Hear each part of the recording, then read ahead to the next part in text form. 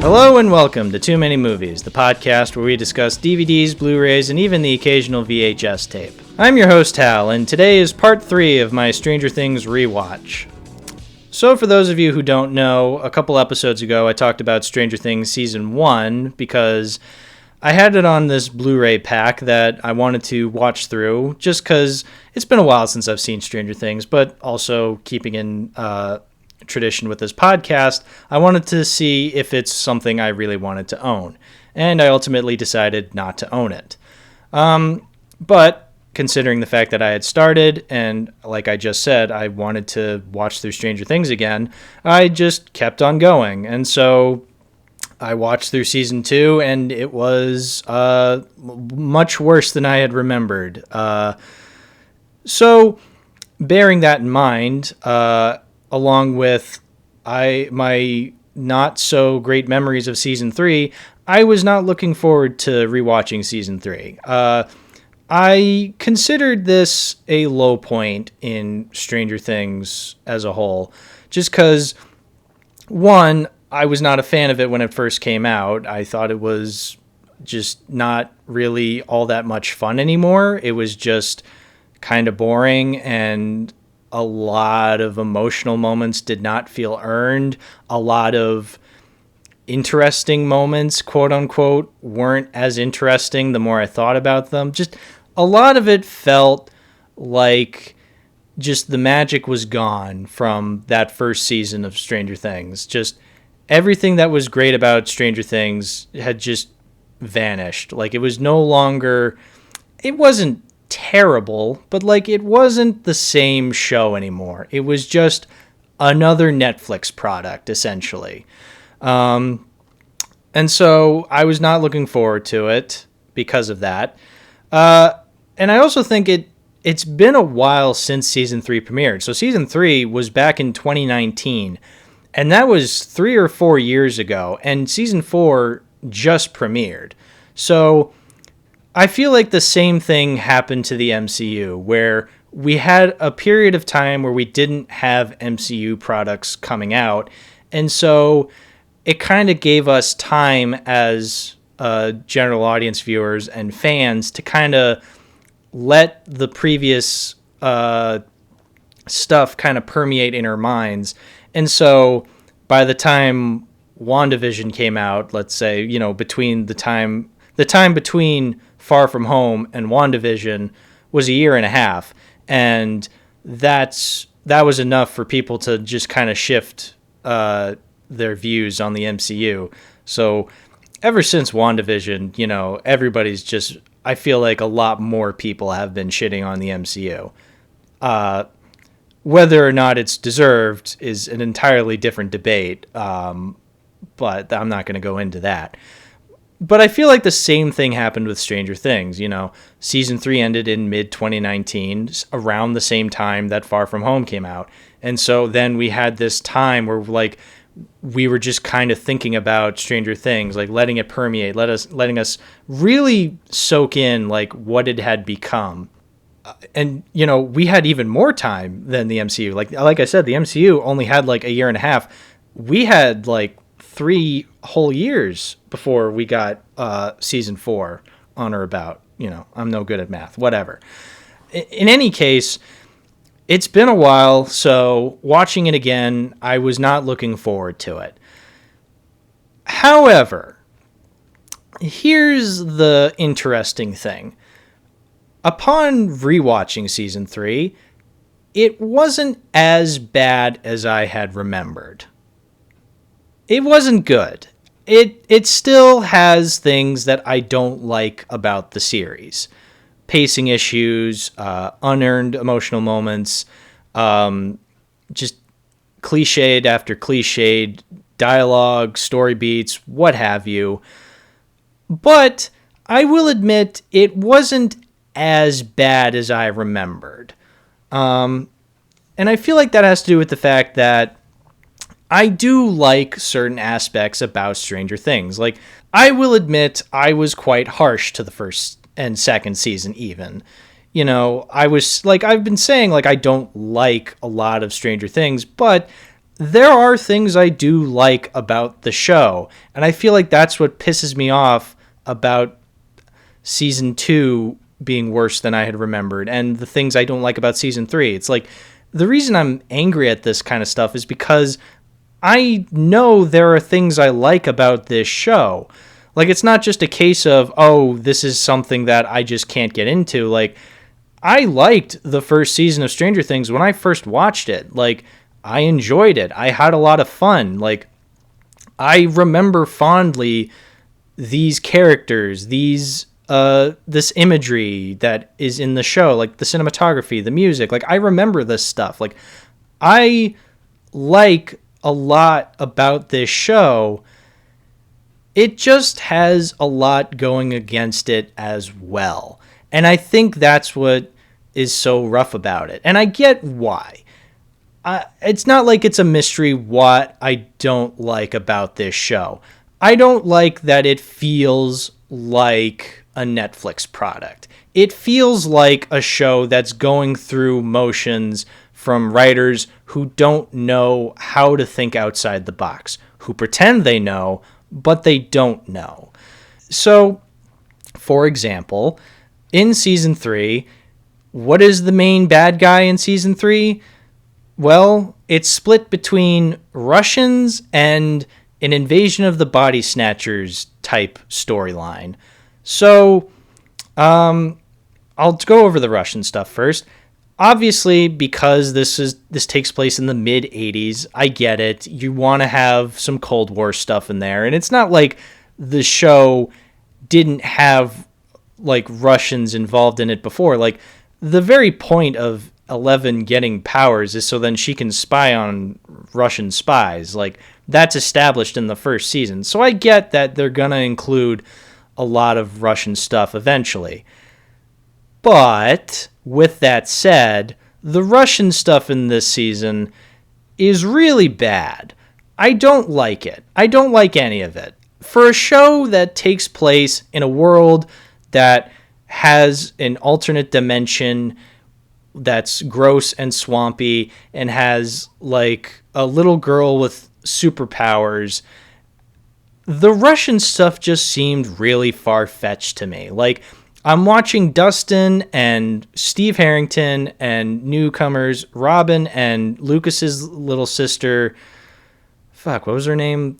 Annoying little sister. That was her name. That's what I remember, because she's annoying.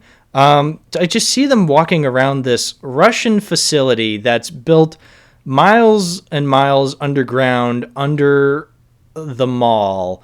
And I'm like, this is really stupid. This fantasy show where these things are happening, I'm just like, this is way too far-fetched for me. Again, a show where a little girl can move a van into it, can throw a van in the air using just her mind. A show where a boy gets kidnapped by a vagina monster and brought into another dimension. Like, this is the season where things started happening where I'm like, this is really far-fetched. And it wasn't even like fantastical stuff. It was literally just seeing these characters walk through a Russian facility with thousands of guards at any corner, and they still don't get caught until the plot says they're allowed to get caught. Like, that annoyed the hell out of me. And just little things like when the Russian scientist that they kidnap gets shot by a Russian Terminator who just shoots him with a silencer in the middle of a public fair, and nobody says a damn thing. Oh God, the Russians are so stereotypically evil. Like, not a single Russian is likable, except the one scientist they kidnap, who's just like, oh, I will show you the way on how to destroy this thing, just cuz. And then he gets killed. But then every other Russian character you've seen is just some stereotypically evil mustache twirling, like, asshole. And it's just like, this isn't clever. This isn't, like, scary. This isn't tense. This is nothing. This is garbage. Make them seem understandable at the very least. That's how they would have written it in the 80s, sure, but that's not necessarily a good thing. Like, just because you write something like it's been from the 80s doesn't make it good. Bottom line, the Russian stereotypes I don't like. Other than that, the other conflict is the Mind Flayer, which is that weird monster from the Upside Down from the second season, is now in the real world, and he's infecting Billy and all these other characters in Hawkins. And it's kind of like an invasion of the body snatchers kind of diddly dude, where like you have these people are now under the control of a certain way of thinking, and it's not them, but they still walk and talk and act like them. It's done so by writers who don't actually understand how the original Invasion of the Body Snatchers treated its allegory. So obviously, the one from the 50s is a bit of a Red Scare kind of dated portrayal of what they thought communism was like. But it was still a neat science fiction movie, and I still like it. Like, it's still a cute, fun science fiction movie from the 50s. I like the original Invasion of the Body Snatchers. And I know, like, the show isn't trying to be like a one-for-one remake of that, but it's just not the same. It's not the same. It thinks it is, or it thinks it's better. It's not. It's not doing anything interesting. It's just like the most generic characters get mind flared, and so then later on in the season, when they like eventually melt into like the gigantic goop monster that's made of melted characters, it's like, all right, who did we lose? Billy? Oh well, some girl named Heather, Nancy's dick boss and coworkers. It's just like, oh no, these characters I barely know anything about are gone. Sucks. Like, this like in the original Invasion of the Body Snatchers, like when a character gets turned, it's a big freaking deal.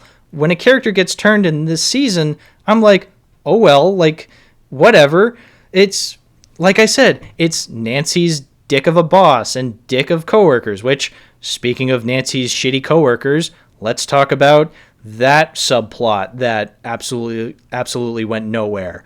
So Nancy, my quote-unquote favorite character, I'm being sarcastic, I don't actually like her. Her subplot involves her working at a newspaper and experiencing sexism in the workplace.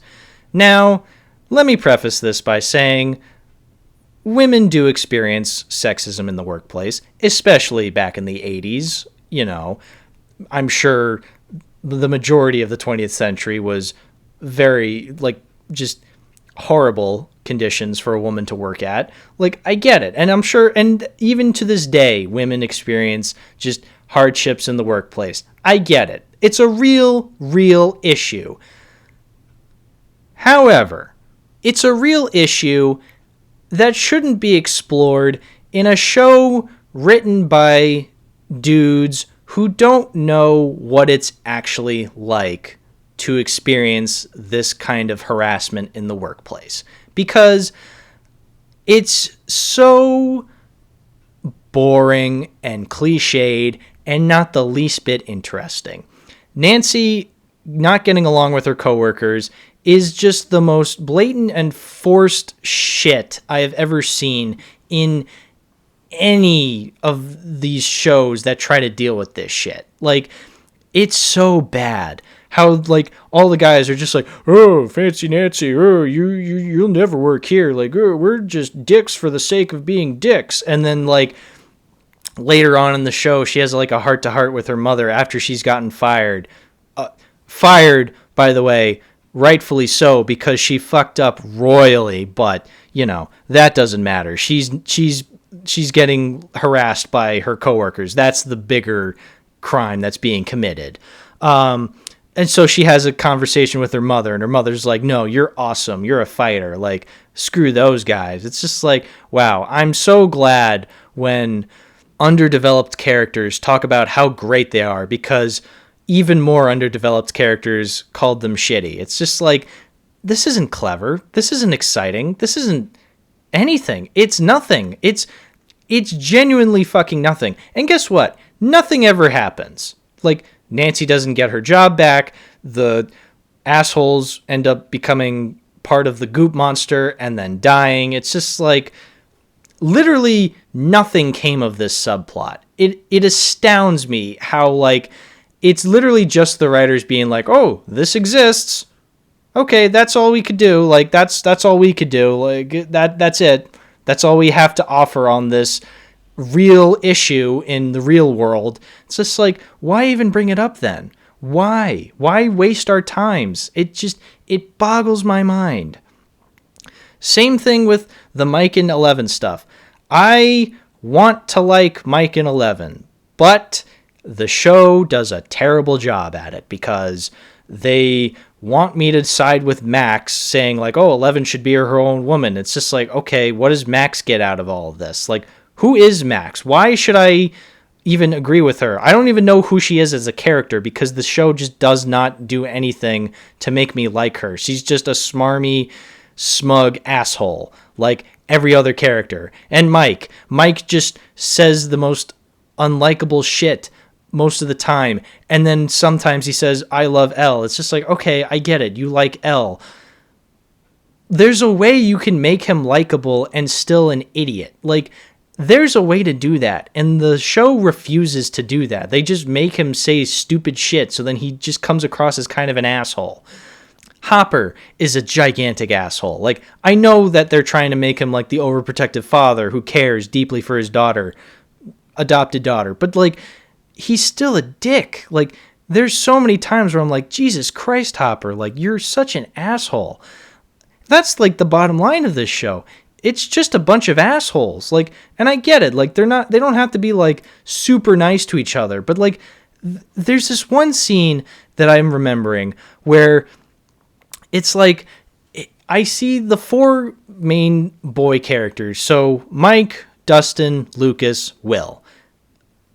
There's one scene towards the end of the season. It's like, I don't know, episode 8, 7, maybe. It might have been episode 7, where they're together for the first time since the beginning of season 3. They're together again, and they hug each other, and they're like, I'm glad to see you again. It's like, holy shit, I need more of this.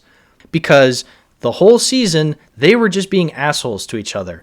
Will wanted to play Dungeons & Dragons, which, by the way, there's a scene where he gets Mike and Lucas to join his D&D game, and he puts on some music, and it's actually the music that was played during the Podling dance party in the Dark Crystal. I know this because I've seen the Dark Crystal numerous times. Little fun fact for you. But then Mike and Lucas are just huge assholes to Will, and it's just like, well, shit, like, why?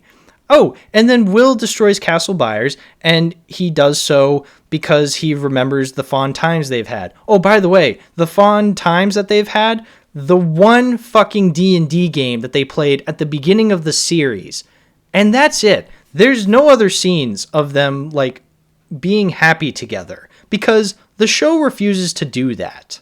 That's something that just pisses me off, because I'm told that these are best friends for life, and yet every other scene, they're arguing with each other. That's what makes that one scene of them hugging each other for the first time so impactful. I'm like, I want more of this, more of them getting along, because guess what? These are characters you are claiming are best friends who have gone through a lot of shit together. They should be like, I'm twisting my fingers right now. They should be this, like, together, tight. That's what they should be like. And not once have I ever been shown that. I've just been told that. Speaking of Will, complete waste of time his character was. Like, what does he do? He just says whenever the monster is approaching, this 30-foot fucking 2-ton monster of melted flesh, he senses it from the back of his neck. He's like, he's here. And then 2 seconds later, he comes stomping in the scene. It's just like, that's Will's character in this whole season. Great. I'm so happy that this is what he's been reduced to. telling people when a obvious creature who's like 5 feet away is there. It's just like, this is what I mean. Like, this is so stupid. This is like, how did it become like this? Like, I had fun with the first season. I did not like the second season. I think season 3, even though I'm saying it's not as bad as I remembered, it's still bad. It's still baffling. Like, so many decisions are made where, like, I'm just scratching my head, like, why? Why are we making these decisions? Like, you want to know when the most I was into the show was? The end. The last 2 episodes, I was like, all right, I'm kind of into this. Like, when the characters are getting along and they're working together to fight the enemy, it's just like, wow, this is nice. I like when we get to this part. Can we have more of this in the show? Like, characters who should be getting along are getting along and aren't just fighting and being assholes to each other for the sake of the plot. It's just like, and I'm not saying like they can't have arguments or they can't be flawed. Write them better. Like, write the show better.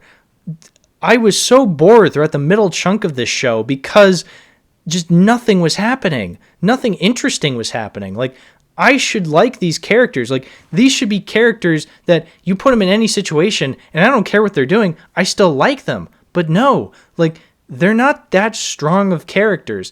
They're strong actors. Like, they're charismatic actors. I like these actors. I want to like these characters more, though. Make them better, Stranger Things writers. You know, I noticed while watching season 3, every time the intro happened, every time I was watching an episode and then the intro came on, I got excited. I'm like, I know the episode I'm about to watch is going to be terrible and paced weirdly and just everyone's going to be a dick to each other, but I'm still looking forward to it because the intro gets me so excited. It's such a good intro. It's like when I was watching Evangelion for the first time, and after a while, I was like, do I really want to keep watching? And then I'd watch the intro, and I'd get so excited. I'd just be like, hell yeah, I love Evangelion. And then I'd watch the show, and I'd be bored out of my mind in the later episodes. Hal hot take. Hal does not like Neon Genesis Evangelion, but that's a discussion for another time. So, I guess to wrap up Season 3 discussion, I honestly could just point to any scene and go into massive detail over what I don't like about it. But, like, bottom line, I just was so bored with the middle chunk of Season 3. But the last 2 episodes, 2, maybe 3 episodes, I don't know, towards the end, I was into it. I was like, yes, more of this, please. More exciting stuff. More of the anti-humor that was the Neverending Story sing-along. Oh, yeah, that was this season, where Dustin and his girlfriend Sophie sing the Neverending Story theme song. It was honestly so unfunny that it came back around to being the funniest fucking thing in the world. Like, I was crying at how stupid it was. Genuinely one of the best things to come out of Stranger Things as a series, both ironically and unironically. So obviously this is a season of Stranger Things that does not have a Blu-ray release as far as I'm concerned. And honestly, I guess that has to do with the fact that Netflix just isn't as big as they used to be, and so they're probably just like, well, we don't have the funds to put season 3 on a nice VHS Blu-ray, and also maybe they just don't want people buying season 3 on Blu-ray and then just watching that and just canceling their Netflix subscription. So I get it, but I mean, season 3 wasn't that great, so I mean, I don't think people are going to be watching it again and again anyway. So they're just going to delete their subscription anyway. So I obviously can't keep it on Blu-ray, but if I was going to, I wouldn't. I would not keep this on Blu-ray. I don't have the first 2 seasons on Blu-ray, so this is no different. As for season 4, I do plan on watching it before October, hopefully. and I genuinely have no idea what to expect. I hear season 4 is pretty good. I hear it's an improvement over season 3, which is great. Anything better than season 3, I'll take. But, I mean, it is season 4 of Stranger Things, a series that should not have gone beyond season 1. So, really, hearing that season 4 is pretty good means nothing to me. So, I'll still watch it because I am curious to see where they go. Will it be any good? That'd be nice. If not, if it's really bad, I have something to riff on. So, in any case, it's a win-win for me because I can just make content out of it. Or I just end up liking it. It's either way, I'm good with wherever it goes. But stay tuned for that whenever I get to watching it. But before we end this episode, let's talk about a movie. So, recently, I watched A Night in Casablanca, a Marx Brothers movie that I own on DVD. So, my sister started a class where she gets to watch films, and they are watching Casablanca currently. And so she really wanted to watch A Night in Casablanca because she's like, it's been a while since I've seen it. It's like, sure, it's been a while since I've seen it.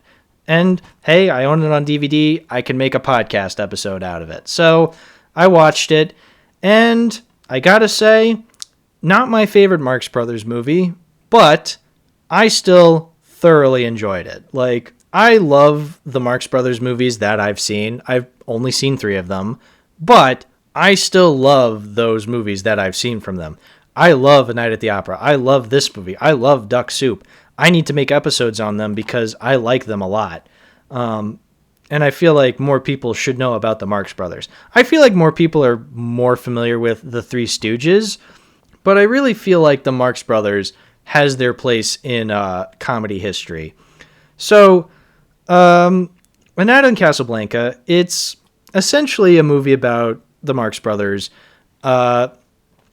involved in this hotel controversy so there's this hotel in Casablanca called Hotel Casablanca, and all the managers keep dying, and so Groucho is then brought on to be the next manager of the hotel.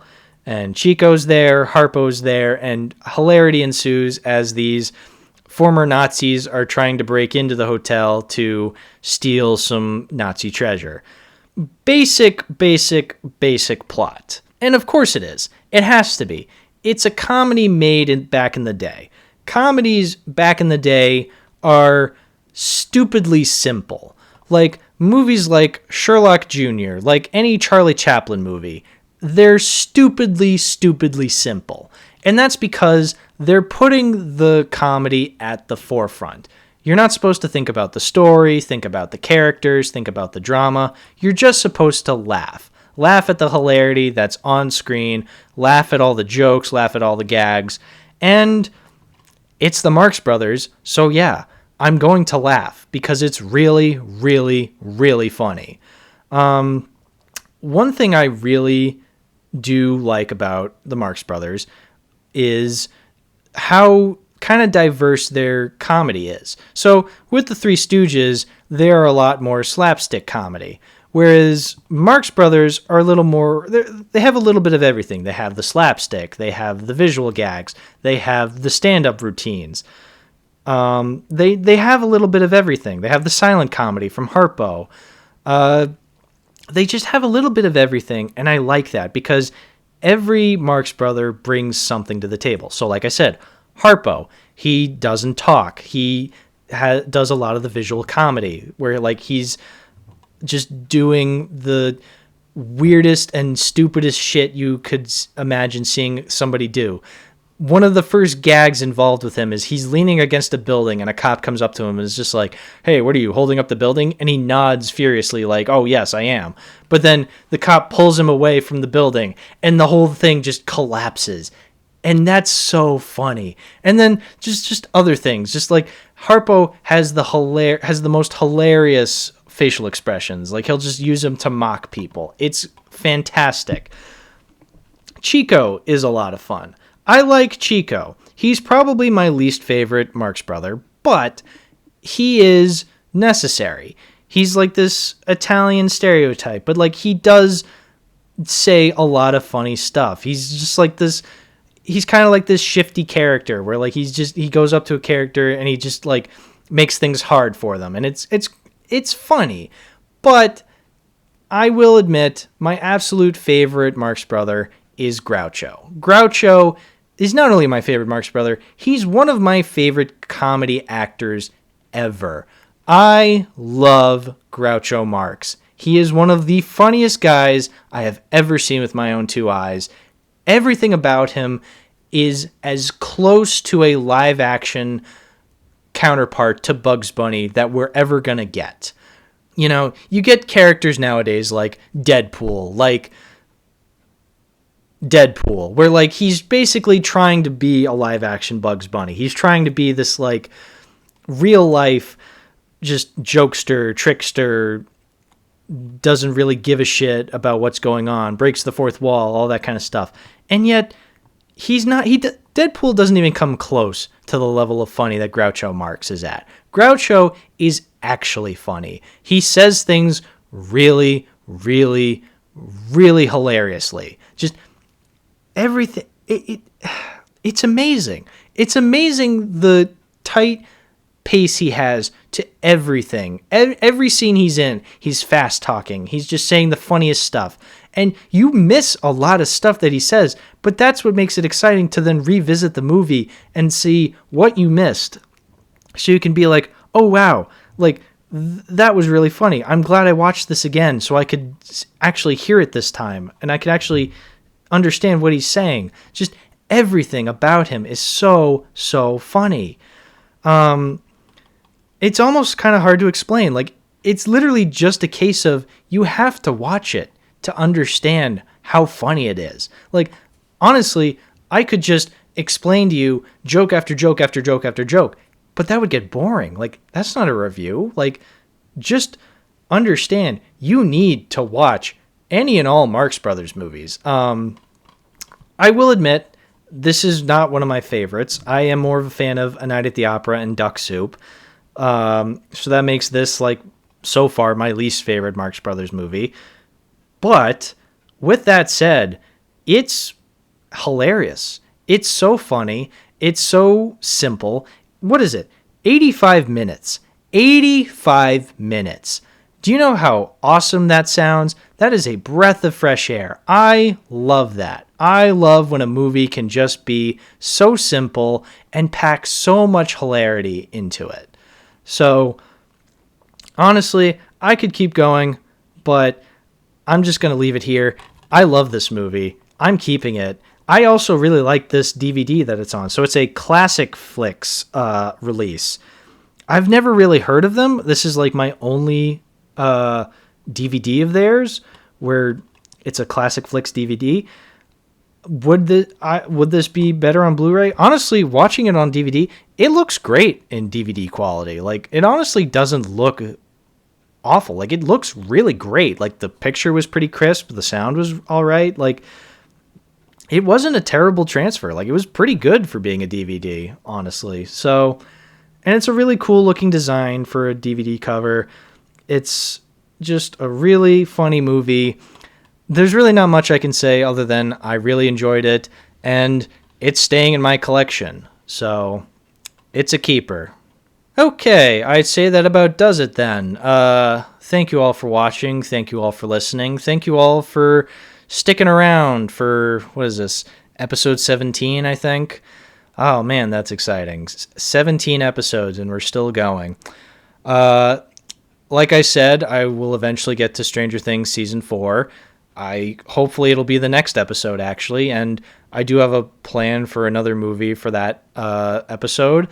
I won't reveal it here. You'll just see it when you see it. But then after that is October, and boy, do I have something special planned for October.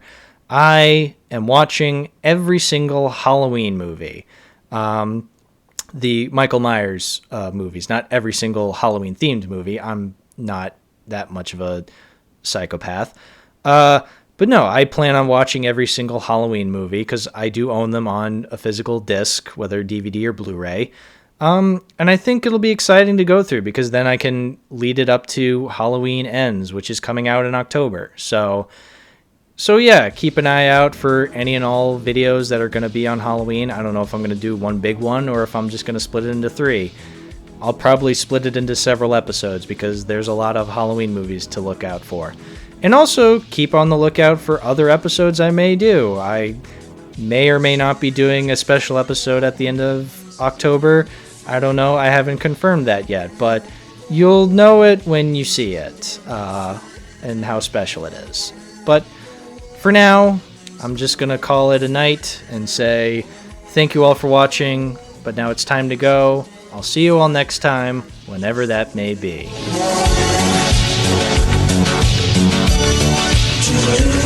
Just